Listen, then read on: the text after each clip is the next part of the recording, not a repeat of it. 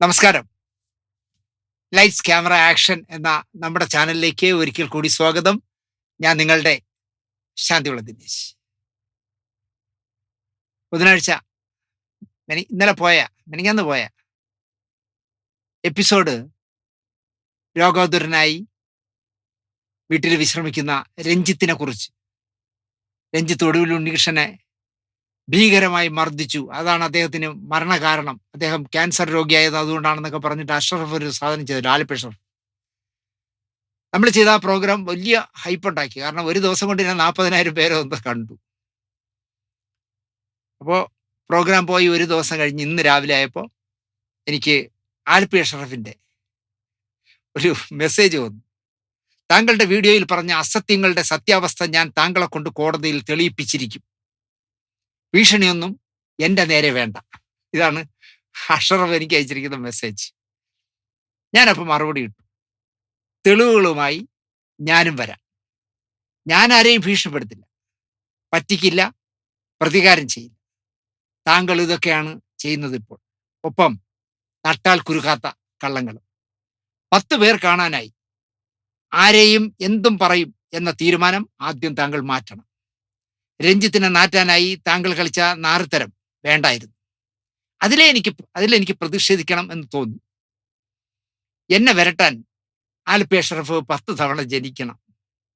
കാരണം സത്യസന്ധമായി, ആത്മാർത്ഥമായി, അന്തസ്സായി ജീവിക്കുന്ന പട്ടിണിക്കാരനാണ് ഞാൻ.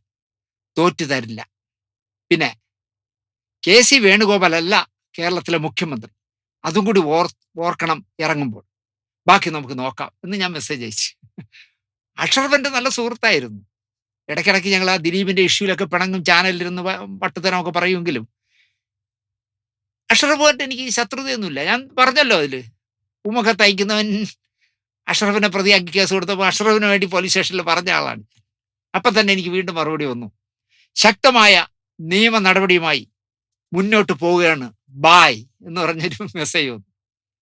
അപ്പം ഞാൻ എഴുതി, പിന്നെന്ത്, പോകൂ, ഞാനും വരാം. ഒപ്പം 1-2 എപ്പിസോഡും കൂടി ചെയ്യുകയും ചെയ്യാമല്ലോ. എനിക്ക് വ്യാജ കത്ത് മാത്രം അയക്കരുത്, എന്നാൽ ഞാൻ വിടില്ല. നമുക്ക് നോക്കാം, താങ്കൾ ഇറങ്ങും, ഞാൻ റെഡി എന്ന് ഞാൻ ഇട്ടു. അപ്പോൾ വീണ്ടും അഷ്റഫ് വീണ്ടും മെസ്സേജ് ഇട്ടു, കോടതിയിൽ കാണാം. അപ്പം ഞാൻ മറുപടി ഇട്ടു, കുറച്ച് കാശും സമയവും പോയാലും ഒരു കാപട്യക്കാരനെ തുറന്നു കാട്ടാൻ കിട്ടുന്ന അവസരം ഞാൻ നന്നായി ഉപയോഗിക്കാം. 2-3 എപ്പിസോഡിനുള്ള വകയും കൂടി ആകുമല്ലോ എന്നിട്ടു. അതിനുശേഷം എന്തോ അഷ്റഫ് പിന്നെ മറുപടി ഇട്ടിട്ടില്ല. നോക്കാം. ഞാൻ അഷ്റഫിനെ എന്താ പറയുക, അഷ്റഫ് ചെയ്തത് ഒരു വളരെ മോശമായ ഒരു കാര്യമായി. പിന്നെ ഒരുപാട് പേര് വിളിച്ചു. VR ഗോപിനാഥിന്റെ അസോസിയേറ്റ് അടക്കം കുറേ പേര് വിളിച്ചു എന്നെ. അതിൽ ആലപ്പുഴയിൽ നിന്നാണ് എന്നെ ഏറ്റവും കൂടുതൽ ആളുകൾ വിളിച്ചത്. അഷ്റഫിന്റെ ചരിത്ര കഥകൾ ഒരുപാട് പേര് ഓഡിയോ ആയിട്ടൊക്കെ എനിക്ക് അയച്ചു തന്നിട്ടുണ്ട്. ഇരിക്കട്ടെ, ഇതൊക്കെ എനിക്ക് ആവശ്യം വരും.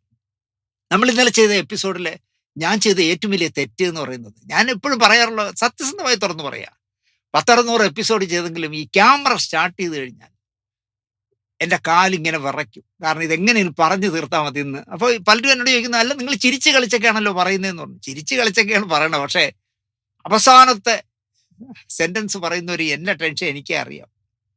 അപ്പോൾ ഈ അഷ്റഫിന്റെ വിഷയത്തിൽ അല്ലെങ്കിൽ രഞ്ജിത്തിന്റെ വിഷയത്തിൽ സംസാരിച്ചപ്പോൾ ദേവാസുരം എന്ന് പറഞ്ഞ പടത്തിൽ ഒടുവിൽ ഉണ്ണികൃഷ്ണൻ വാര്യരാണ് എന്നുള്ള രീതിയിലാണ് ഞാൻ സംസാരിച്ചത്.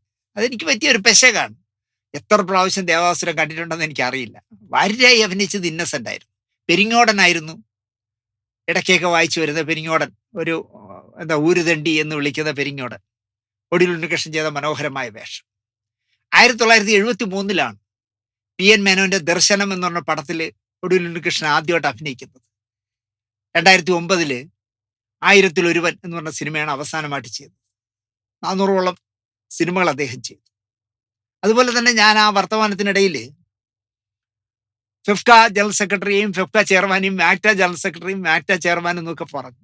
ഇതൊക്കെ നമ്മൾ ചെയ്യുന്ന വിഷയത്തിന്റെ ഒരു, ഞാനൊരു പച്ചയായ മനുഷ്യനല്ലേ, നമുക്ക് മാനസികമായ ടെൻഷൻ ഉണ്ടാവും. അപ്പൊ ഇന്നലെ അഷ്റഫിന്റെ വിഷയം പറയുന്നതുകൊണ്ട് ഞാൻ ഇത്തിരി അല്പം ഒരു നെർവസ് ആയിരുന്നു. അപ്പൊ അതിനിടയിൽ വന്ന നാക്കിന്റെ സ്ലിപ്പുകളാണ് ഇതൊക്കെ.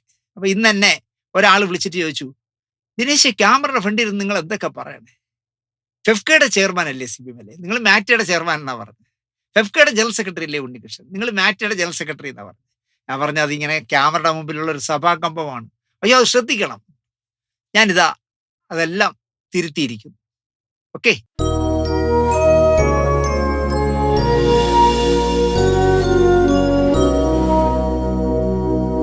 നമസ്കാരം. ഒട്ടും പ്രതീക്ഷിക്കാത്ത ഒരാളെ കുറിച്ചാണ് ഞാൻ ഇന്ന് സംസാരിക്കുന്നത്.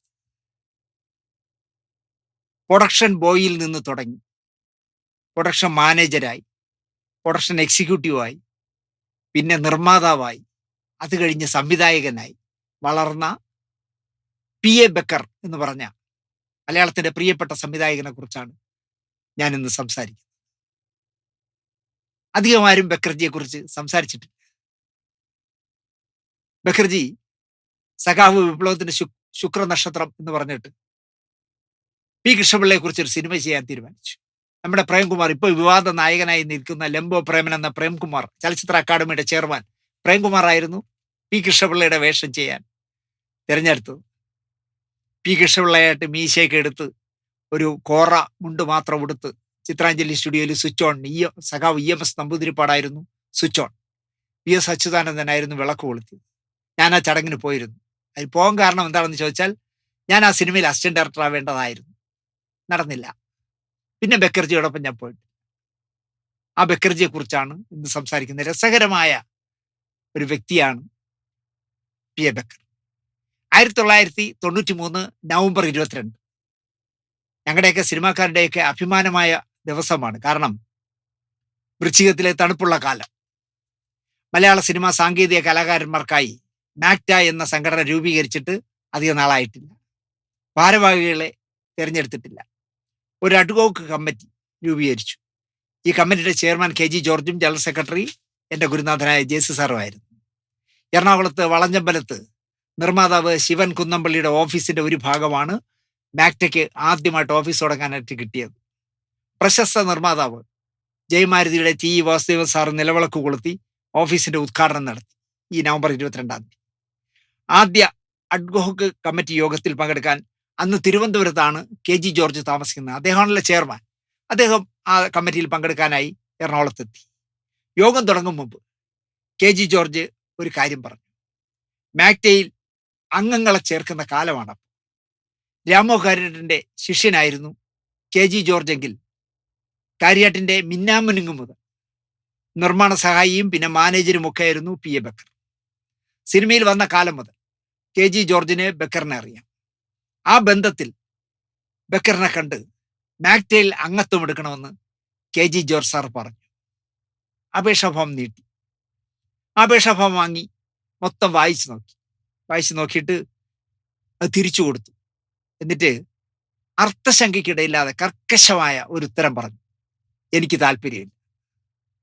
ഈ മാക്ട എന്ന് പറഞ്ഞ സാങ്കേതിക കലാകാരന്മാരുടെ സംഘടനയിൽ ചേരാൻ എനിക്ക് താല്പര്യമില്ല എന്ന് അദ്ദേഹം പറഞ്ഞു. അഡ്ഹോക്ക് കമ്മിറ്റി തുടങ്ങും മുമ്പ് വിഷണ്ണനായി KG ജോർജ് ഇത് പറഞ്ഞു. കാരണം വേറെ ആരെങ്കിലും ചെന്നപ്പോൾ പറഞ്ഞാലും കുഴപ്പമില്ലായിരുന്നു. ജോർജ് സാറിനെ പോലെ ഒരാളൊരു ഫോൺ കൊണ്ട് കൊടുക്കുമ്പോൾ ഒന്നിച്ച് വർഷങ്ങളോളം സഹകരിച്ച ആളായിട്ട് പോലും എനിക്കിതിൽ താല്പര്യമില്ല എന്ന് പറഞ്ഞത് അദ്ദേഹത്തിന് വളരെ ഫീൽ ചെയ്തു.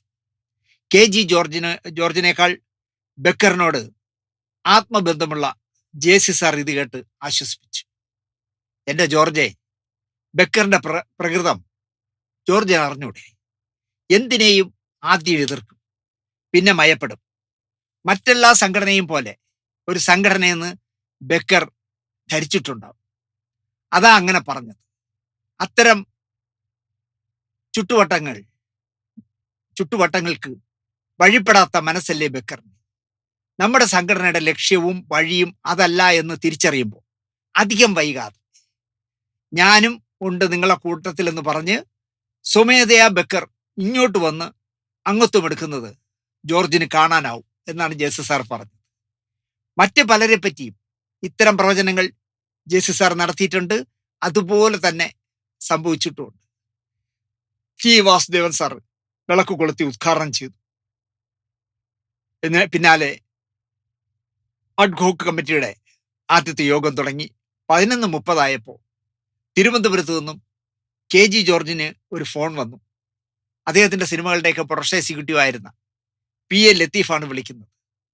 നമ്മുടെ ബക്കർ അല്പസമയം മുമ്പ് വീട്ടിന്റെ മുന്നിൽ കുഴഞ്ഞു വീണു മരിച്ചു.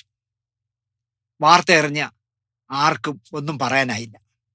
രാമു കാര്യേട്ടിന്റെ 7 രാത്രികളിൽ ജേസി സാറായിരുന്നല്ലോ നായകൻ. കാര്യേട്ട് കണ്ടെത്തിയ ബക്കറുമായി വലിയ ആത്മബന്ധമായിരുന്നു ജേസി സാറിന്. മാക്ടിയുടെ ആദ്യ യോഗം അനുശോചന യോഗമായി പിരിഞ്ഞു എന്ന് പറയണ്ടല്ലോ. പ്രത്യേകിച്ച് അഡ്വോക്കേറ്റ് കമ്മിറ്റിയുടെ യോഗം കൂടാനിരുന്നിട്ട് ബക്കർജിക്ക് അനുശോചനം രേഖപ്പെടുത്തി ആ കമ്മിറ്റി പിരിഞ്ഞു. മൃതദേഹം തലസ്ഥാനത്ത് നിന്നും സ്വന്തം നാടായ തൃശ്ശൂർക്ക് കൊണ്ടുപോകും. പിറ്റേന്ന് അവിടെയാണ് സംസ്കാരം. 1940 ബക്കറിന്റെ ജനനം. മരിക്കുമ്പോൾ വെറും 53 വയസ്സേ ഉണ്ടായിരുന്നു.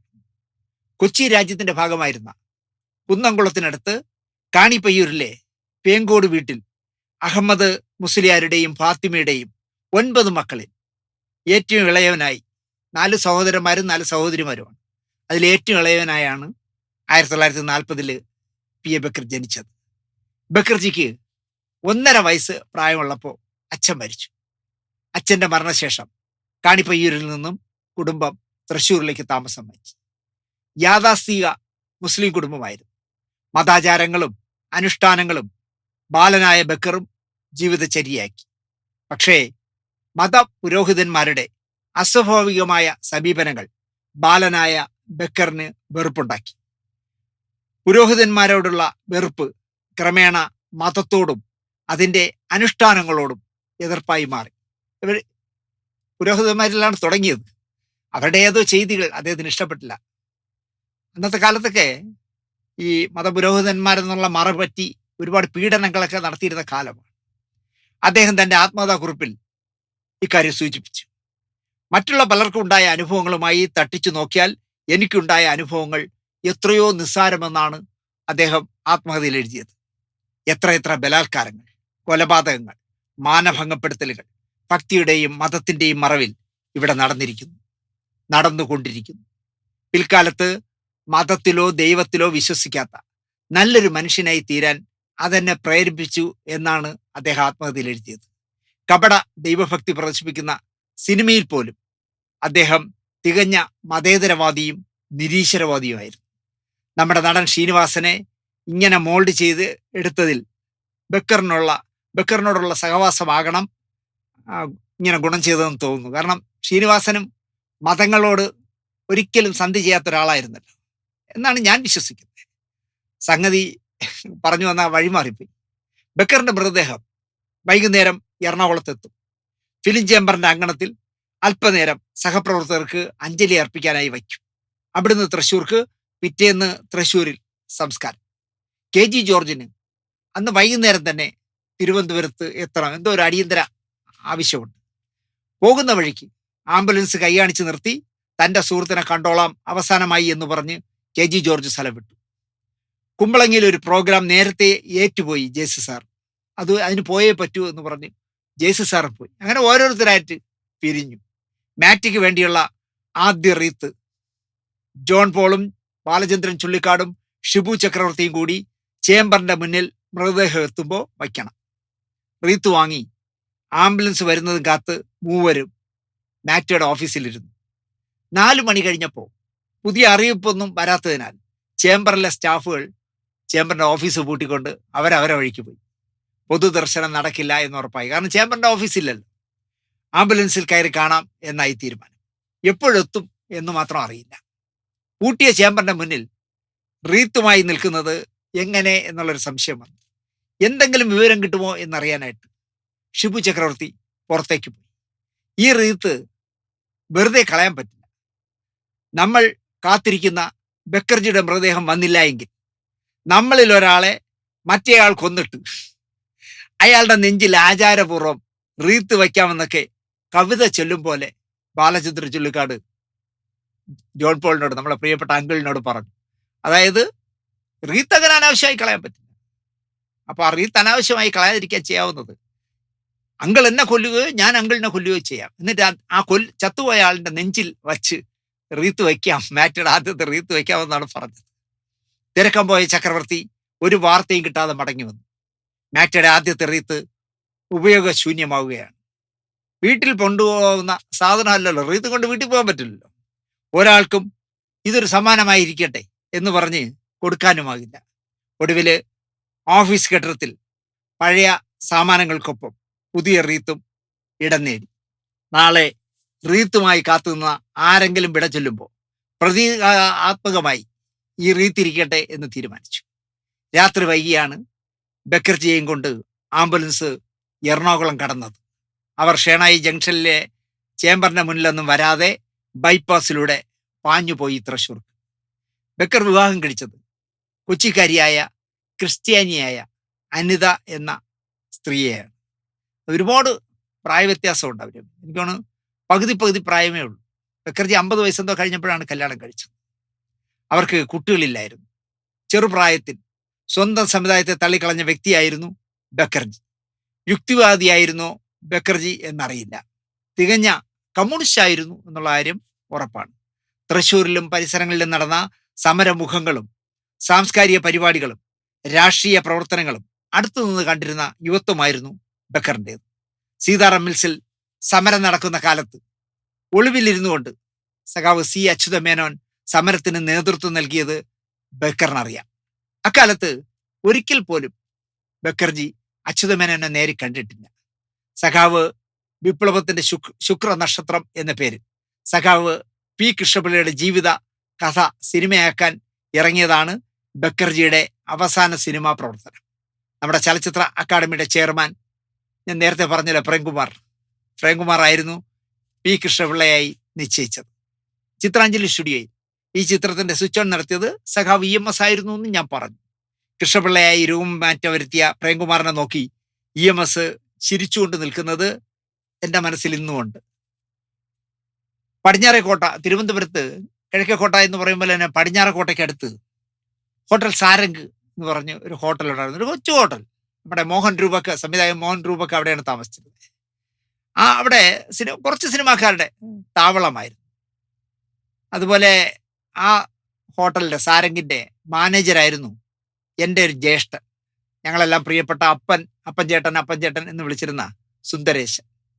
അദ്ദേഹം വഴി വൃന്ദാവൻ കോളനിയിലെ വീട്ടിൽ പോയി സംവിധാന സഹായിയായി ആകാൻ, ബക്കർജിയോടൊപ്പം സഹകരിക്കാൻ അവസരം ഞാൻ തേടിയിരുന്നു. സഖാവ് വിപ്ലവത്തിന്റെ ശുഭ്ര നക്ഷത്രത്തിന്റെ സ്വിച്ച് ഓണിന് ഞാൻ പോയത് ആ വഴിയാണ്. പക്ഷേ സിനിമ മുടങ്ങി. പ്രേംകുമാർ പിന്നീട് ലംബോ പ്രേമനായി മാറി. കോമഡി പടങ്ങളിൽ എന്താ പറയുക, നായകനായും ഉപനായകനും ഒക്കെ ആയി അദ്ദേഹം വഴിമാറിപ്പോയി. സി അച്യുതമേനോനും സംഘവും സ്ഥാപിച്ച പ്രോഗ്രസീവ് ലൈബ്രറിയുടെ പ്രവർത്തനങ്ങളിൽ യുവാവായ ബക്കറും പങ്കാളിയായിരുന്നു. എന്നിലെ കലാകാരന് ഉണരാനും വളരാനും വേണ്ട പ്രചോദനം കിട്ടിയത് പ്രോഗ്രസീവ് ക്ലബിൽ നിന്നാണെന്ന് രണ്ടാമതൊരു വട്ടം ആലോചിക്കാതെ എനിക്ക് പറയാനാകുമെന്ന് ബക്കർജി പറയുമായിരുന്നു. ചങ്ങമ്പുഴയുടെ വാഴക്കുല നിഴൽ നാടകമായി അവതരിപ്പിച്ചപ്പോൾ ബാലനായ വളരെ കുട്ടിയായിരുന്ന ബക്കറായിരുന്നു സംവിധായകൻ. കുട്ടികൾക്ക് വേണ്ടി കുട്ടികൾ നടത്തുന്ന ഒരു മാസിക എന്ന പ്രോഗ്രസീവ് ക്ലബിന്റെ ആശയത്തിൽ നിന്ന് കുട്ടികൾ എന്ന ബാലമാസിക ആരംഭിക്കാൻ തീരുമാനിച്ചപ്പോൾ 17 വയസ്സ് മാത്രം പ്രായമുള്ള ബക്കറിനെയാണ് പത്രാധിപരായി തിരഞ്ഞെടുത്തത്. സമര പോരാട്ടങ്ങളിൽ അച്ഛനമ്മമാർ ഒളിവിൽ പോയപ്പോൾ വീട്ടിലെ കുട്ടികൾ പട്ടിണിയിലാണെന്നും അതുകൊണ്ട് തന്നെ കമ്മ്യൂണിസ്റ്റ് പാർട്ടിക്ക് ഏർപ്പെടുത്തിയ നിരോധനം പിൻവലിക്കണമെന്നും കുട്ടികൾ എന്ന ആ പ്രസിദ്ധീകരണത്തിൽ കുട്ടികളുടെ പത്രാധിപരായ ബക്കർ എഡിറ്റോറിയൽ എഴുതുകയും അന്നത്തെ പോലീസ് ഇതെഴുതിയ പത്രാധിപരെ തിരക്കി വീട്ടിലെത്തുകയും ചെയ്തതോടെ കുട്ടികൾ എന്ന് പറഞ്ഞ വാരികയുടെ മാസികയുടെ പ്രവർത്തനം നിലച്ചു. അങ്ങനെ കുട്ടിക്കാലത്തെ കമ്മ്യൂണിസ്റ്റ് മതേതരവാദിയായ വിപ്ലവകാരിയായ PA ബക്കറിനെ സമുദായ ആചാരപ്രകാരം യഥാവിധി തൃശ്ശൂരിൽ സംസ്കരിച്ചു. എന്നും ആചാരങ്ങളെ അല്ലെങ്കിൽ അനാചാരങ്ങളെ പരസ്യമായി നിഷേധിച്ച ബക്കറിന്റെ ഭൗതിക ശരീരത്തെ ആചാരങ്ങൾ പിടിച്ചടക്കി എന്ന് പറയാം. മൃതദേഹങ്ങൾ എന്നും നിസ്സഹായരാണ്. ഔദ്യോഗിക ബഹുമതികളുടെ ഭാരമായുള്ള ആചാരവെടിയും ആചാര അനുഷ്ഠാനങ്ങളുടെ ചിട്ടകളും പൊള്ളയായ അനുശോചനങ്ങളുടെ താണ്ഡവവും ഒക്കെ നിശബ്ദം ഏറ്റുവാങ്ങുക മൃതദേഹങ്ങളുടെ വിധിയാണെന്ന് നമ്മൾ ഒരുപാട് അനുഭവങ്ങളിലൂടെ പഠിച്ചിട്ടുണ്ട്. ഉദാഹരണത്തിന് ജയരാജിന്റെ ശിഷ്യനായിരുന്ന ദ ഗാഡ് എന്ന് പറഞ്ഞ പടം സംവിധാനം ചെയ്ത ഹക്കീമിനെ ആരും മറക്കാൻ വഴിയില്ല. ഉരുളി മോഷ്ടിച്ച് വലിയ താടിയൊക്കെ കൊണ്ട് അതൊരു സാമൂഹ്യ പടത്തിലൊക്കെ അഭിനയിച്ച ഹക്കീം. അയാള് തികഞ്ഞൊരു മതേതരവാദിയായിരുന്നു. കാണുന്ന വഴിയെ പോകുമ്പോൾ ഏത് അമ്പലം കണ്ടാലും ശരി, അവിടെ കയറി കിട്ടുന്ന പ്രസാദമൊക്കെ വാങ്ങി നെറ്റിയിൽ നിറയെ പൂശുന്ന ആളായിരുന്നു ഹക്കീം. ആറ്റുകാൽ അമ്പലത്തിൽ കൊണ്ടുപോയാണ് അദ്ദേഹം രണ്ടാമത് വിവാഹം കഴിച്ച പെൺകുട്ടിയുടെ കഴുത്തിൽ താലി കെട്ടിയത് എന്ന് പറഞ്ഞാൽ ഹക്കീം ഒരു മതേതരവാദിയായിരുന്നു എന്നുള്ളതിനുള്ള ഏറ്റവും വലിയ തെളിവാകും. രോഗാതുരനായി കോട്ടയം മെഡിക്കൽ കോളേജിൽ മരിച്ചപ്പോൾ ബന്ധുക്കൾ കൊണ്ടുപോയി കുളിപ്പിച്ച് മയ്യത്ത് നമസ്കാരമൊക്കെ നടത്തി കബറടക്കി. ഹക്കീമിന് പറയാൻ പറ്റില്ലല്ലോ ഞാൻ മതേതരവാദിയാണെന്ന്, കക്ഷി മൃതദേഹമായിപ്പോയി. എന്നാൽ കഴിഞ്ഞ ആഴ്ച മരിച്ച നമ്മുടെ സിനിമാ മംഗളത്തിൻ്റെയൊക്കെ നാനയുടെ ആദ്യത്തെ മദ്രാസ് ലേഖകനായിരുന്ന മധുവൈപ്പന ഈ പറയുന്നത് പോലെ നിരീശ്വരവാദിയായിരുന്നു. അദ്ദേഹത്തിൻ്റെ കാഴ്ചപ്പാട് അംഗീകരിച്ചവർ ആയിരുന്നു അദ്ദേഹത്തിൻ്റെ ഭാര്യയും മകനും. അതുകൊണ്ട് തന്നെ അദ്ദേഹം മരിച്ചപ്പോൾ യാതൊരുവിധ ചടങ്ങുകളുമില്ലാതെ വീട്ടിൽ നിന്നും ശാന്തി കവാടത്തിൽ കൊണ്ടുവന്ന് ഇലക്ട്രിക് ചൂളയിൽ കത്തിച്ചു കളഞ്ഞു. വിറകിൽ പാടില്ല, ഇലക്ട്രിക്കിൽ തന്നെ വേണം എന്നെ കത്തിക്കാൻ എന്ന് അദ്ദേഹം വീട്ടുകാരോട് പറഞ്ഞിരുന്നു. വിറകിൽ പുകഞ്ഞ് അയൽപക്കക്കാർക്ക് ഞാനൊരു ശല്യമാകരുതെന്ന് അദ്ദേഹത്തിന് ആഗ്രഹമുണ്ടായിരുന്നു. പ്രശസ്ത യുക്തിവാദി MC ജോസഫ് പറഞ്ഞ ഒരു വാചകമുണ്ട്: ജീവിച്ചിരിക്കുമ്പോൾ മാത്രമേ എനിക്ക് എൻ്റെ മേൽ അവകാശമുള്ളൂ, മരിച്ചു കഴിഞ്ഞാൽ പിന്നെ ഞാനില്ല, എൻ്റെ ശരീരം എൻ്റെ അല്ല, പിന്നുള്ളവരുടേതാണ്, അത് അവരുടെ ഇഷ്ടം പോലെ ചെയ്തോട്ടെ, അതെന്നെ ബാധിക്കില്ല എന്നാണ് അദ്ദേഹം പറഞ്ഞത്. അതായത് ഞാൻ മരിച്ചു കഴിഞ്ഞാൽ പിന്നെ എൻ്റെ ബോഡിക്ക് എനിക്ക് അവകാശമില്ല, ബന്ധുക്കളോ നാട്ടുകാരോ പരിചയക്കാരോ ഒക്കെ എന്ത് ചെയ്താലും എനിക്കൊരു പ്രശ്നമില്ല എന്നാണ് MC ജോസഫ് എഴുതിയത്. PA ബക്കറിന്റെ ഭാര്യ അനിതയുടെ ഇഷ്ടം ചോദിച്ചോ എന്ന് എനിക്കറിയില്ല. സ്വിറ്റ്സർലൻഡിലുള്ള അവരുടെ നമ്പർ എൻ്റെ കൈവശമുണ്ട്. പക്ഷേ ഞാൻ ഇത് എഴുതുന്നതിന് മുമ്പ് നിങ്ങളോട് ചോദിച്ചിട്ടാണോ കബറടക്കിയതെന്ന് ഞാൻ ചോദിച്ചില്ല. അവരുടെ ഫോട്ടോകളും എൻ്റെ കൈവശമുണ്ട്. പക്ഷേ ഞാൻ ഈ പ്രോഗ്രാമിലൊന്നും കാണിക്കില്ല. കാരണം അവർ മറ്റൊരാളിൻ്റെ ഭാര്യയായി 2 കുട്ടികളുടെ അമ്മയായി. ഇനി ബക്കറിൻ്റെ ഭാര്യ എന്നുള്ള കഥ പറയാൻ പാടില്ല എന്ന വിശ്വാസക്കാരനാണ് ഞാൻ. കാര്യാട്ടിൻ്റെ ശിഷ്യനായി മദ്രാസിലെത്തിയ കാലത്ത് ബക്കർജിയുടെ മനസ്സിൽ ഒരു മോഹം ഉദിച്ചു. നീലക്കുയിലും മുടിയനായ പുത്രനും ചെമ്മീനും ഒക്കെ എടുത്ത രാമു കാര്യാട്ട് ഇന്ത്യൻ സിനിമയുടെ മുഖമായിരുന്നു എന്ന് ഞാൻ പറയണ്ടല്ലോ. പൂന ഫിലിം ഇൻസ്റ്റിറ്റ്യൂട്ടിലെ സ്ഥിരം സന്ദർശകനായിരുന്നു കാര്യാട്ട്. അതിനാൽ തന്നെ പൂനെയിൽ നിന്നും പഠിച്ചിറങ്ങുന്ന ദക്ഷിണേന്ത്യക്കാർ മദ്രാശിയിലെത്തിയാൽ കാര്യാട്ടിനെ സന്ദർശിക്കുക പതിവായിരുന്നു. സ്വാഭാവികമായും വരുന്നവരൊക്കെ ബക്കറിൻ്റെയും സുഹൃത്തുക്കളായി. പൂനെയിൽ നിന്നും വരുന്നവർ ഏറെയും ദരിദ്ര നാരായണന്മാരായിരുന്നു.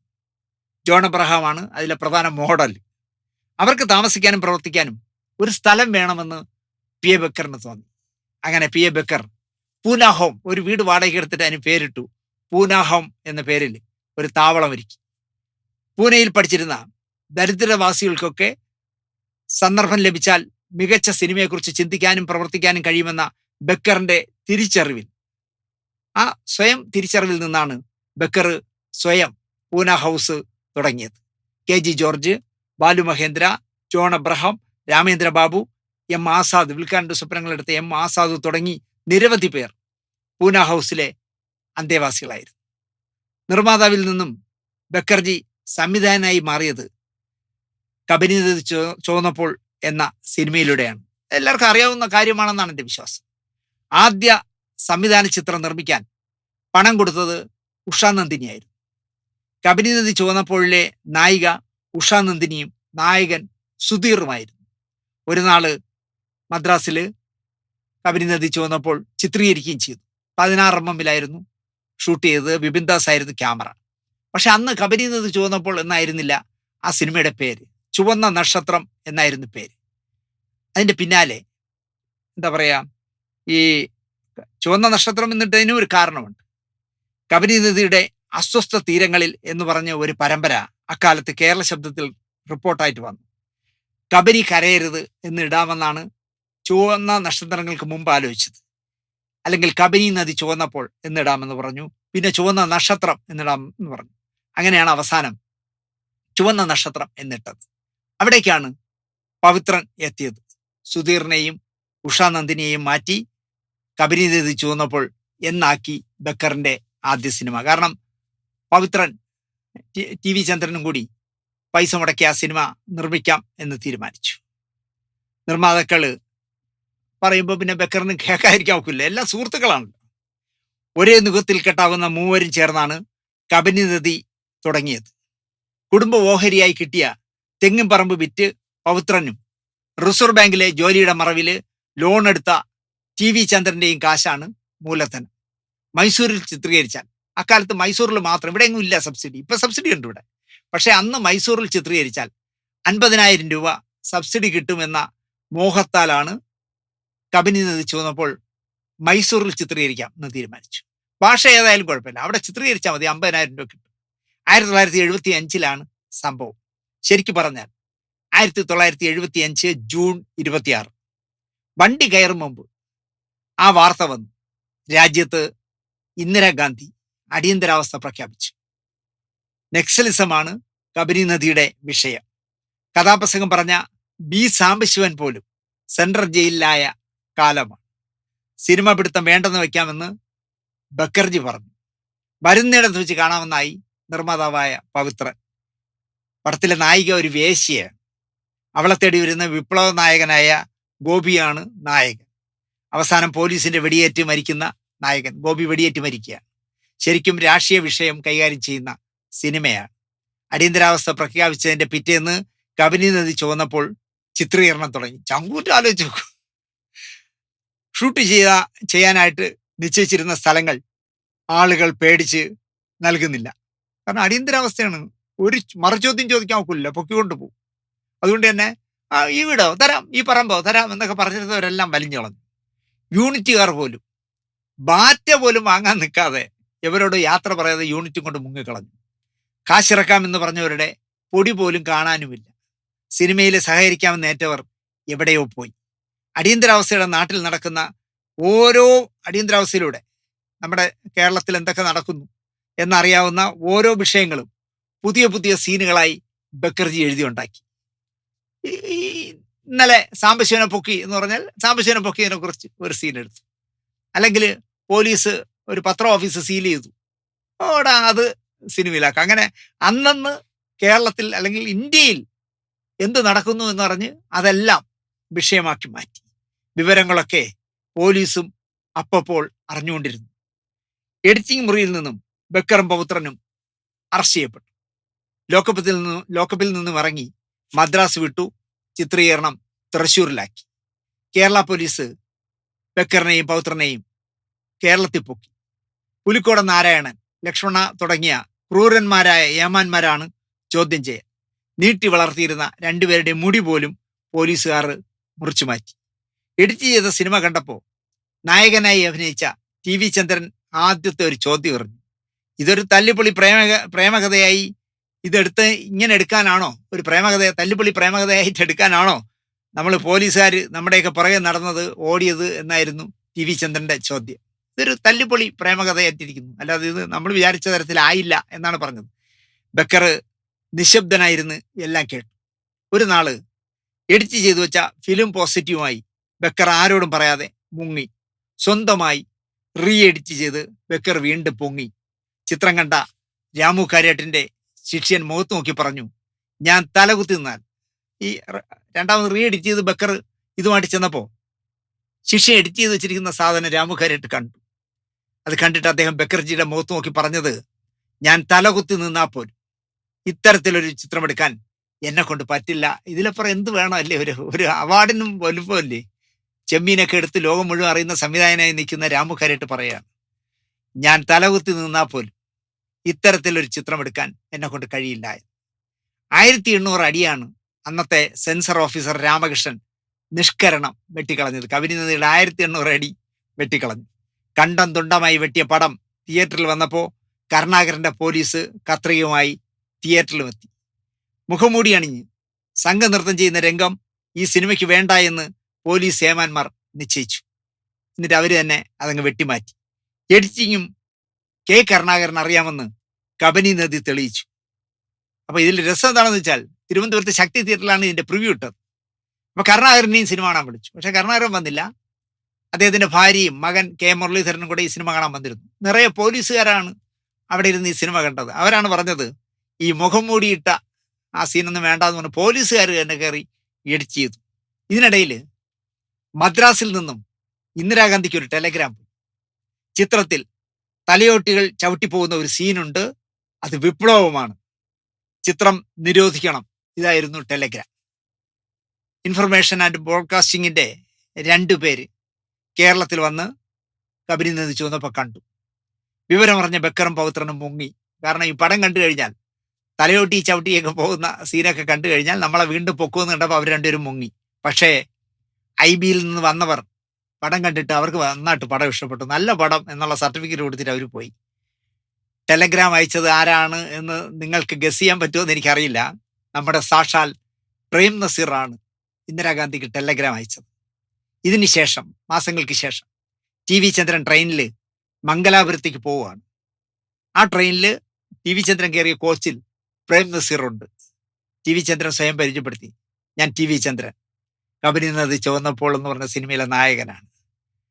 എന്നിട്ട് നസീർ സാർ ഒന്ന് പരിങ്ങിയിരിക്കുമല്ലോ സ്വാഭാവികമായിട്ട്, കാരണം നസീർ സാർ നായകനാണ്. അതുപോലെ കബനി നദി ചുവന്നപ്പോഴിലെ നായകൻ വന്ന് പരിചയപ്പെടുകയാണ്, ഞാൻ TV ചന്ദ്രൻ. സാറിന്റെ മനസ്സിലൂടെ പെട്ടെന്ന് ആ ടെലഗ്രാം അയച്ചത് ഓർത്ത് കാണും. സാറൊന്ന് പരിങ്ങിയിരിക്കുമ്പോൾ TV ചന്ദ്രൻ ആ ടെലഗ്രാം വിഷയം എടുത്തിട്ടു. അപ്പൊ നസീർ സാർ പറഞ്ഞു, എന്നെ ഒരാൾ കള്ളം പറഞ്ഞ് പറ്റിച്ചതാണ്, ടെലഗ്രാം ചെയ്യാൻ പാടില്ലായിരുന്നു. ഇതായിരുന്നു പ്രേം നസീറിന്റെ മറുപടി. ആ കുറ്റബോധമാകണം ബക്കർ ഒരു സിനിമയിൽ നായകനാവാൻ. ചാരം എന്ന് പറഞ്ഞ പടത്തിൽ ബക്കറുടെ ആദ്യത്തെ കളർ സിനിമയാണ്. ആ സിനിമയിലെ നായക വേഷം ചെയ്യാൻ വിളിച്ചപ്പോൾ ഒരു വൈമനസ്യവും ഇല്ലാതെ നസീർ സാറ് PA ബക്കറിന് ഡേറ്റ് കൊടുത്തു. ബക്കർജിയുടെ നല്ല പരിചിതനായിരുന്നു ജോൺ പോൾ. അദ്ദേഹത്തെ വർണ്ണിക്കുന്ന ഒരു കുറിപ്പ് ഞാൻ വായിച്ചിട്ടുണ്ട്. പരിചിതനായാൽ എനിക്ക് ആ വർണ്ണന 100% ശരിയാണെന്ന് തോന്നി. കാരണം എനിക്ക് അങ്കിളിനെ നന്നായിട്ട് അറിയാവുന്നതാണല്ലോ. പതിഞ്ഞ സ്വരത്തിൽ മാത്രം സംസാരിക്കുന്ന അങ്കിൾ ഇത്രയും വിശദമായി ഒരാളിനെ വിലയിരുത്തുമെന്ന് ഞാൻ ബക്കർജിയെ കുറിച്ച് പറഞ്ഞത് വായിച്ചപ്പോഴാണ് എനിക്ക് തോന്നിയത്. കാരണം എനിക്ക് രണ്ടുപേരെയും നല്ല പരിചയം. ജോൺ പോളിനെ അറിയാം, അദ്ദേഹം സഫാരി അടക്കമുള്ള ചാനലുകളിൽ പറഞ്ഞ് നിങ്ങളെല്ലാം കണ്ടിരിക്കുമല്ലോ. ബക്കർജിയെ എനിക്ക് പരിചയമുണ്ട്. അപ്പൊ ബക്കർജിയെ കുറിച്ച് അദ്ദേഹം പറഞ്ഞത്, പതിഞ്ഞ സ്വരത്തിൽ മാത്രം സംസാരിക്കുന്ന, മനസ്സുകൊണ്ട് ഇഷ്ടപ്പെടുന്നവരെ കാണുമ്പോൾ തിളങ്ങുന്ന കണ്ണുകളോടെ അവരുമായി വെണ്മയോടെ ചിരിക്കുന്ന, ശുഭ്ര വസ്ത്രധാരിയായ, ജനിച്ചപ്പോൾ തൊട്ടേ ഉണ്ടായിരുന്നു എന്ന് തോന്നിപ്പിക്കുന്ന സമൃദ്ധമായ എണ്ണമിനുക്കമുള്ള മുടിയുള്ള, തൊട്ടാൽ എപ്പോഴും തണുപ്പ് അനുഭവപ്പെടുന്ന, പഞ്ഞുപോലെ മൃദുവായ കൈവെള്ളയുള്ള, അതിസൗമ്യനായ ഒരാളുടേത് ഒരൽപ്പം സ്ത്രൈണമാണ് ആ സ്വരം. ഇതാണ് ബക്കർജിയെ കുറിച്ച് ജോൺ പോൾ പറഞ്ഞിട്ടുള്ളത്. ഇടുങ്ങിയ ചിലമ്പിച്ച സ്വരം എന്ന് PN മേനോൻ പറയാറുണ്ട്. ഓളവും തീരവും സംവിധാനം ചെയ്ത, ബക്കർജി നിർമ്മിച്ച ഓളവും തീരത്തിന്റെ സംവിധാനം പറയുന്നത് ഇടുങ്ങിയ ചിലമ്പിച്ച സ്വരം എന്നാണ്. ബക്കർ ചിരിക്കും മുമ്പേ ബക്കറിന്റെ കണ്ണുകൾ ചിരിക്കാൻ തുടങ്ങും. ചങ്ങാതിയാക്കുവാൻ നമുക്ക് ഇഷ്ടം തോന്നുന്ന ഒരാൾ എന്നാണ് PN മേനോൻ പറഞ്ഞത്. ഈ മണിമുഴക്കമടക്കം ബക്കർജിയുടെ പടങ്ങളുടെ സ്റ്റില്ലെടുത്തിട്ടുള്ള ആന്റണി ഈസ്റ്റ്മാൻ പറഞ്ഞത് ഇതിന് നേരെ ഘടകവിരുദ്ധമായ ഒരു വാക്കാണ്. ക്ഷുഭിത വ്യക്തിപ്രകൃതം ബക്കർജിക്ക് ഉണ്ടായിരുന്നു എന്നാണ്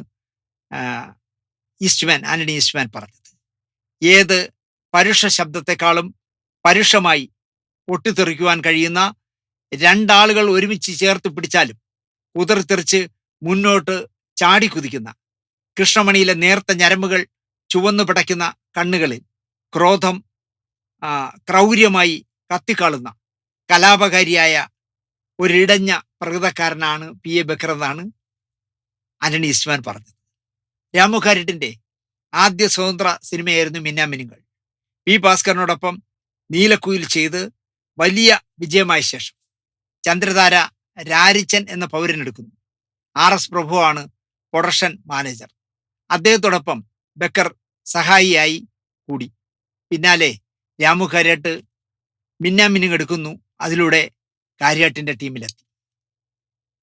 ചെമ്മീനായപ്പോഴേക്കും സ്വതന്ത്രനായ മാനേജരായി മാറി PA ബക്കർ. മിന്നാമിനുങ്ങിൽ തുടങ്ങിയ ബന്ധം രാമു കാര്യാട്ടിന്റെ മരണം വരെ ബക്കർ സൂക്ഷിച്ചു. ഒരു വലിയ വള്ളത്തിന് പിറകെ കിട്ടിയ ഒരു കൊച്ചു വള്ളം പോലെ എന്നായിരുന്നു ബക്കർ തന്റെ ഗുരുവിനെ വിലയിരുത്തിയത്. അതായത് വലിയൊരു വള്ളമായിട്ട് രാമു കാര്യാട്ട്. അതിലെ കെട്ടിയിരിക്കുന്ന ഒരു കൊച്ചു പുറകേ ഒഴുകി പോകുന്ന കൊച്ചു വള്ളമാണ് ഞാൻ എന്നാണ് ബക്കർജി രാമു കാര്യാട്ടിനെ കുറിച്ച് പറഞ്ഞത്. സംവിധാന സഹായിയിൽ നിന്നും നിർമ്മാതാവിലേക്ക് മാറാൻ ബക്കർ തീരുമാനിച്ചു. ബക്കർ നിർമ്മാണ നിർമ്മാണത്തിലേക്ക് പോകുന്നതറിഞ്ഞ കാര്യാട്ട്, സംവിധാനമാണ് നിന്റെ തട്ടകം, നിന്നിൽ ഒരു സംവിധായകനുണ്ട് എന്ന് എനിക്കറിയാം എന്നൊക്കെ പറഞ്ഞിട്ടും എനിക്കതിനുള്ള ധൈര്യമില്ല എന്നാണ് ശിഷ്യൻ ഗുരുവിനോട് പറഞ്ഞത്. എനിക്ക് സംവിധാനം ചെയ്യാനുള്ള ധൈര്യമൊന്നുമില്ല എന്നാണ് പറഞ്ഞത്. നിനക്കില്ലെങ്കിൽ എനിക്കുണ്ട്. നിന്നേക്കാൾ നന്നായി എനിക്കറിയാം. ഞാൻ നിനക്കായി സംവിധാനം ചെയ്യില്ല, നീ തന്നെ ചെയ്യണമെന്ന് കാര്യാട്ട് ചടിച്ചു. ചാരുചിത്ര എന്നായിരുന്നു ബക്കറിന്റെ നിർമ്മാണ കമ്പനിയുടെ പേര്. പൈസക്കുള്ള വഴികളും കണ്ടെത്തി അദ്ദേഹം. സിനിമ നിർമ്മിച്ചേ പറ്റൂ എന്ന് തീരുമാനിച്ചു. പക്ഷെ ഗുരുനാഥൻ ഒരുക്കമല്ല. രാമകരിട്ട് പറഞ്ഞു, ഞാൻ നിനക്ക് വേണ്ടി ചെയ്യില്ല, നീ തന്നെ സിനിമ സംവിധാനം ചെയ്യണം എന്ന് അദ്ദേഹം പറഞ്ഞതുകൊണ്ട് അപ്പോൾ വേറൊരു സംവിധായകനെ നോക്കണം എന്നായി. റോസി എന്ന് പറഞ്ഞ സിനിമ ചെയ്തിട്ട് മനോഹരമായ സിനിമയാണല്ലോ. അല്ലിയാമ്പൽ കടവിൽ അരക്കി വെള്ളം എന്നുള്ള പാട്ടൊക്കെ ഉള്ള, എന്താ പറയാ, കവിയൂർ പൊന്നമ്മയും ഇവിടെ ബാലകൃഷ്ണ നായരും ഒക്കെ മനോഹരമായ വേഷം ചെയ്ത റോസി കഴിഞ്ഞിട്ട് അതിന്റെ ദയനീയമായ പരാജയത്തിൽ പി എൻ മേനോൻ പൊട്ടിപ്പൊളിഞ്ഞിരിക്കുന്ന സമയമാണ്. പി എൻ മേനോനെ കാണാൻ പി എ ബക്കർ ചെന്നു. അതിനെ പി എ മേനോൻ വർണ്ണിക്കുന്നത് എങ്ങനെയെന്ന് ചോദിച്ചാൽ, രാവിലെ 10 മണി കഴിഞ്ഞിരിക്കണം. സൂര്യൻ ഉണർന്ന് രംഗനാഥൻ തെരുവില് നോക്കി നിൽക്കുന്നു. എന്നെ പരിഹസിക്കുന്നത് പോലെ സൂര്യൻ രംഗനാഥൻ തെരുവിൽ നിന്നിട്ട് പി എൻ മേനോനെ നോക്കി പരിഹസിക്കും പോലെ തോന്നിയിരുന്നു. ആ സമയത്ത് ഒരാൾ വീട്ടിലേക്ക് കയറി വന്നു. ഞങ്ങൾ തമ്മിൽ പരിചയമില്ല, പക്ഷെ അറിയാം. ആ ചിരിയിൽ ചെറിയൊരു ആകർഷണീയത. വന്നയാൾ ആദ്യ ചോദ്യം പറഞ്ഞു, ഒരു പടം ചെയ്യണ്ടേ? റോസി പൊട്ടി, ഓക്കെ, ഇനിയൊരു പടം ചെയ്യണ്ടേ എന്നായി ആദ്യത്തെ ചോദ്യം. ഈ ചോദ്യത്തെ മേനോൻ പറയുന്നത് കത്തിക്കാളുന്ന തീയില് ഒരു കുടം വെള്ളം, അത്രയ്ക്ക് പരിചയമൊന്നും അവകാശപ്പെടാനില്ലാത്ത ആ മനുഷ്യനുമായി കുറേ നേരം സംസാരിച്ചിരുന്നു. സിനിമയെ തെറി പറഞ്ഞു, പരിഹസിച്ചു. വന്നയാൾക്ക് സിനിമയെക്കുറിച്ച് വിവരമുണ്ടെന്ന് മേനോന് തോന്നി. ഓഹ്, എന്തൊരാശ്വാസം! ഞങ്ങളുടെ തീരുമാനങ്ങൾ, അഭിപ്രായങ്ങളെല്ലാം ഒരുപോലെ. ഇയാൾ കൊള്ളാമല്ലോ എന്ന ചിന്ത മേനോനെ പിടികൂടി. കോംപ്രമൈസ് ഇല്ലാതെ നമുക്കൊരു പടമെടുക്കാമെന്നായി ബക്കർജി. ബക്കർ പി എൻ മേനോനും കൂട്ടി തൃശ്ശൂർക്ക് പോയി. തൃശ്ശൂർ 5 വിളക്ക് ജംഗ്ഷനിൽ ചെറിയൻകിഴുകാരൻ പരമേശ്വരൻ നായരുടെ ശോഭന എന്ന് പറഞ്ഞ സ്റ്റുഡിയോയിലാണ് ആ യാത്ര ചെന്ന് നിന്നത്. രാമു കാര്യട്ടിന്റെയും വൈക്കം മുഹമ്മദ് ബഷീറിന്റെയും എം ഡിയുടെയും ഒക്കെ പ്രിയപ്പെട്ടവനായ പരമേശ്വരൻ നായർ എം ഡിയുടെ സ്നേഹത്തിന്റെ മുഖങ്ങൾ എന്ന് പറഞ്ഞ കഥ മുറപ്പെണ്ണ് എന്ന പേരിൽ നിർമ്മിച്ച് പൂർത്തിയാക്കി നിൽക്കുന്ന സമയമാണ് ബക്കറും പി എൻ മേനോനും കൂടി ചെന്നത്. ആഗമന ഉദ്ദേശം പറഞ്ഞു, ഒരു കഥ വേണം, കോംപ്രമൈസ് ഇല്ലാതെ ഒരു സിനിമ എടുക്കാൻ.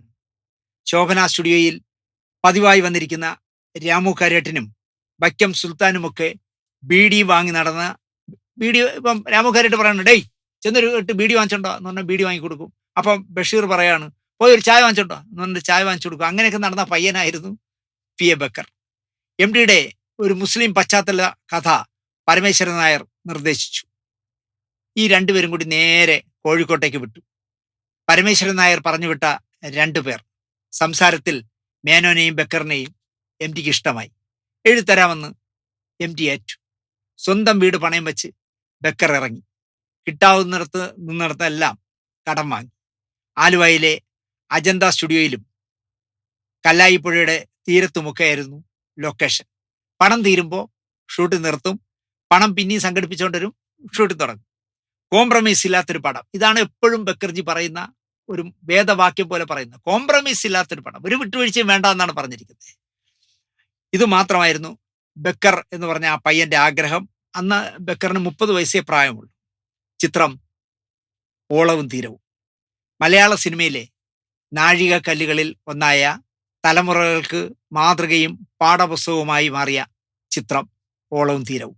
വെറും 8ാം ക്ലാസ് വരെ അദ്ദേഹം പഠിച്ചിട്ടുള്ളൂ. പി എ ബക്കർ 8ാം ക്ലാസ് വരെ പഠിച്ചിട്ടുള്ളൂ. കമ്മ്യൂണിസം കൊണ്ട് സിനിമയാകാൻ വന്ന വിപ്ലവകാരി. നീലക്കുയിലിന്റെ പ്രൊഡക്ഷൻ ബോയിൽ നിന്നും ചെമ്മീനിന്റെ നിർമ്മാണ സഹായിയായി. പിന്നെ ഓളവും തീരവും, അവൾ മുതലായ സിനിമകൾ നിർമ്മിച്ച് പിന്നെയും ചുവടുമാറി കബനി നദി ചുവന്നപ്പോളിലൂടെ സംവിധായകനായി മാറിയ ധീരനായ വിപ്ലവകാരിയായിരുന്നു പി എ ബക്കർ. ഓളവും തീരവും 1970 മികച്ച സിനിമയുടെ സംസ്ഥാന അവാർഡ് നേടി. ആ വർഷം രണ്ടാമത്തെ സിനിമ മികച്ച ചിത്രമായി തിരഞ്ഞെടുത്തത് മധുസാർ ആദ്യമായി സംവിധാനം ചെയ്ത പ്രിയ എന്ന് പറഞ്ഞ സിനിമയായിരുന്നു. മൂന്നാമത്തെ സിനിമയായി തിരഞ്ഞെടുത്തത് അരനാഴിക നേരമായിരുന്നു. സഹനടിക്ക് ഫിലോമിനയ്ക്കും, ഛായാഗ്രഹണത്തിന് മധു മങ്കട രവിവർമ്മയ്ക്കും, തിരക്കഥയ്ക്ക് MTക്കും ഓളവും തീരത്തിലൂടെ അവാർഡ് നേടിയെടുക്കാനായി എന്ന് പറയുമ്പോൾ ഈ ചിത്രത്തിന്റെ പ്രസക്തി അറിയാം. സിനിമാക്കാരനായതിൽ ലജ്ജയുണ്ട് എന്ന് തുറന്നു പറയുന്ന ആളായിരുന്നു PA ബക്കർ. സകല വൃത്തികേടുകളുടെയും കൂത്തരങ്ങായ സിനിമ പുറം ലോകത്തേക്ക് കൂടി നേരിട്ട് നശിപ്പിക്കുന്നു എന്ന പക്ഷക്കാരനായിരുന്നു ബക്കർജി. അതിന് അദ്ദേഹം ഉദാഹരണമായി പറയുന്നത് വിചിത്രമായ ഒരു കഥയാണ്. നമ്മുടെ പ്രിയപ്പെട്ട ജയേട്ടൻ മരിച്ചല്ലോ. ജയേട്ടൻ മരിച്ച് ജയേട്ടന്റെ മൃതദേഹം തിരുവനന്തപുരം വിമാനത്താവളത്തിൽ കൊണ്ടുവന്നു. വെള്ളയമ്പലത്ത് ഇൻസ്റ്റിറ്റ്യൂഷൻ എഞ്ചിനീയറിംഗ് ഹാളിൽ പ്രദർശനത്തിന് വച്ച ശേഷം വിലാപയാത്രയോടുകൂടി ഈ മൃതദേഹം കൊല്ലത്തേക്ക് കൊണ്ടുപോയല്ലോ, മുളങ്കാടകം ശ്മശാനത്തിൽ സംസ്കരിക്കാനായിട്ട്. അപ്പൊ ബക്കർജി പറയുന്നത്, വിലാപയാത്രയോട് എനിക്ക് എതിർപ്പൊന്നുമില്ല, എന്നാൽ മരണത്തെ മഹോത്സവമാക്കി തീർക്കരുത് എന്നാണ് ബക്കർജി പറയുന്നത്. തിരുവനന്തപുരത്ത് നിന്നും ജയന്റെ മൃതദേഹം വിലാപയാത്രയെ കൊണ്ടുപോകുന്നു. പിന്നാലെയുള്ള വണ്ടികളിൽ താരങ്ങളും പോവുകയാണ്. അപ്പോൾ ഈ മൃതദേഹം കൊണ്ടുപോകുന്ന വണ്ടിയുടെ മുന്നിൽ അനൗൺസ്മെന്റ് നടത്തുന്ന ഒരു കാർ പോകുന്നുണ്ട്. ആ കാറിലെ ഉച്ചഭാഷണിലൂടെ ഏതോ വിവരം കിട്ടവൻ വിളിച്ചു പറഞ്ഞത്, പ്രിയമുള്ള സിനിമാ പ്രേമികളെ, നിങ്ങളുടെ പ്രിയപ്പെട്ട കണ്ണുണ്ണിയായ ആരാധനാ പാത്രങ്ങളായ മധു, സുകുമാരൻ, സോമൻ, IV ശശി, നിങ്ങളുടെ സ്വപ്നസുന്ദരികളായ ഷീല, സീമ തുടങ്ങിയവർ ഇതാ ജയന്റെ മൃതദേഹത്തെ അനുഗമിക്കുന്നു എന്നായിരുന്നു. ഇത് കേട്ടറിഞ്ഞ PA ബക്കറിന്റെ പ്രതികരണമാണ് ഞാൻ നേരത്തെ പറഞ്ഞത്. ഒരു സിനിമാക്കാരനായതിൽ ഞാൻ ലജ്ജിക്കുന്നു എന്ന് അദ്ദേഹത്തിന് തോന്നിയത് ഈ അനൗൺസ്മെന്റ് കേട്ടപ്പോഴാണ് അദ്ദേഹം പറയുന്നത്. ബക്കർജിയെ കുറിച്ച് ഞാൻ ഇവിടെ നിർത്തുന്നു. കാരണം യൂട്യൂബ് ഒരു നിർദ്ദേശം തന്നിരിക്കുന്നു, നമുക്ക് വ്യൂവേഴ്സിനെ കൂട്ടാനായിട്ട് താങ്കൾ ലെങ്ത് കുറയ്ക്കണം, 20-30 മിനിറ്റിൽ കുറയ്ക്കണം എന്ന് പറയുന്നു. ഇപ്പൊ തന്നെ നമ്മളെ 3-4 പ്രോഗ്രാമുകൾ 1 മണിക്കൂറിന് താഴെയാക്കിയപ്പോൾ വിദേശത്തുള്ള ഒരുപാട് പേര് എന്നെ വിളിച്ചു, ഞങ്ങളെ നിരാശപ്പെടുത്തിയല്ലോ ചേട്ടാ, ഇങ്ങനെ നീളം കുറച്ചാൽ എങ്ങനെ? അപ്പൊ അവർക്കൊക്കെ ഞാൻ മെസ്സേജ് അയച്ചു, യൂട്യൂബിന്റെ നിർദ്ദേശമുള്ളത് കൊണ്ടാണ്. നമുക്ക് നോക്കാം. പിന്നെ ഈ ഒരാൾ ഇപ്പൊ ബക്കർജിയെ പറ്റി ഒരു കഥ പറയുമ്പോൾ അത് 2-3 ഭാഗങ്ങളായി മുറിക്കുന്നതിനോട് എനിക്ക് ഒട്ടും താല്പര്യമില്ല. മധു വൈപ്പനയുടെ പ്രോഗ്രാം 2ആയി മുറിച്ചപ്പോൾ എനിക്കത് മനസ്സിലായി. കാരണം 1-ാം ഭാഗം കാണാത്ത ആൾ 2-ാം ഭാഗം കണ്ടാൽ ഏൽക്കില്ല. എന്തായാലും തൽക്കാലം നമുക്ക് കൊച്ചു കൊച്ചു കഥകളായി പറയാം. ബക്കർജിയെ കുറിച്ച് ഇനിയും ഒരുപാട് കഥകൾ പറയാനുണ്ട്. അത് ഇനി ഒരിക്കൽ പറയാമെന്ന് പറഞ്ഞുകൊണ്ട്, മനുഷ്യനായി ജീവിച്ച, ഒരിക്കലും സിനിമാക്കാരന്റെ ജാടയില്ലാതെ ജീവിച്ച, നല്ല ചങ്കൂറ്റമുള്ള പ്രേം നസീറിനെ ഞാൻ പറഞ്ഞില്ലേ, പ്രേം നസീറിനെ പുച്ഛത്തോടെ കണ്ടിരുന്നുവെങ്കിൽ പോലും ആ പ്രേം നസീറിനെ വെച്ച് ചാരം എന്ന് പറഞ്ഞ മനോഹരമായ സിനിമ ചെയ്തു ബക്കർജിയുടെ ആത്മാവിന്, അദ്ദേഹത്തിന് നേരത്തെ പറഞ്ഞ പോലെ തന്നെ അദ്ദേഹത്തിന് വിശ്വാസമില്ലെങ്കിലും ബക്കർജിയുടെ ആത്മാവിന് ദിശ നേർന്നുകൊണ്ട് ബക്കർജിയെ കുറിച്ച് ആദ്യമായി ചെയ്ത ഈ എപ്പിസോഡ് ഇവിടെ നിർത്തുന്നു. ഇനി ഒരിക്കൽ ബക്കർജിയെ കുറിച്ച് വേറൊരു എപ്പിസോഡ് ചെയ്യാം എന്ന് പറഞ്ഞുകൊണ്ട് എല്ലാവർക്കും നന്ദി.